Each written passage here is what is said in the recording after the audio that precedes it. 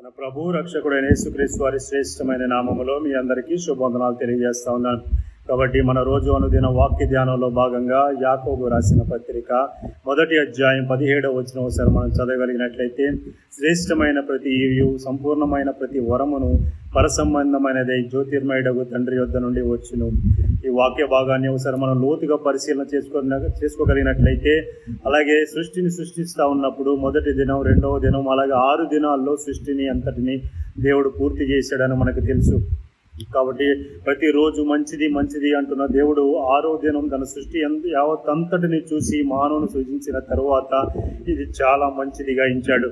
కాబట్టి అటువంటి పరిస్థితుల్లో మానవునికి ఒక భూమి మీద ఒక గొప్ప స్థానం అయితే ఉంది, శ్రేష్టమైన స్థానం అయితే ఉందని మనకు లేఖనం ద్వారా తెలియబడతా ఉంది.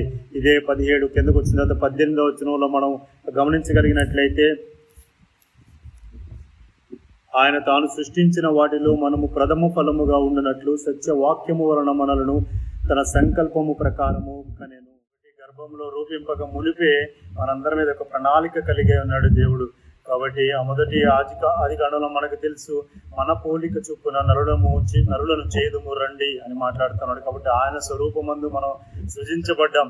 కాబట్టి మనకు భూమి మీద బతికినంత కాలం ఏది మనకు అనుగ్రహింపబడినా, ఏ బాహ్య సంబంధమైన జీవితంలో ఏది మనకి అనుగ్రహింపబడిన, ఒక గృహం కట్టుకున్నామన్నా సరే, అలాగే ఒక ఉన్నత స్థితిలో మనం ఉన్నా సరే, ఒక మంచి కుటుంబం కలిగి ఉన్నామన్నా సరే, ప్రతి ఒక్కటి కూడా ఆయన అనుమతి లేనిదే, ఆయన చిత్తం లేనిదే మనకి అనుగ్రహింపబడలేదు అనేది మనం జ్ఞాపకం చేసుకోవాలి. సమస్తము ఏది ఆయన లేకుండా కలగలేదని మనకి లేఖనం ద్వారా తెలియబడతా ఉంది. కాబట్టి అటువంటి ధన్యత కలిగిన వారమైన మనము ఒక కృతజ్ఞత కలిగిన జీవితాలతో, కృతజ్ఞత కలిగిన వారమై మన శ్వాస జీవితంలో ముందుకు సాగుదుముగాక. ఆమేన్, ఆమేన్.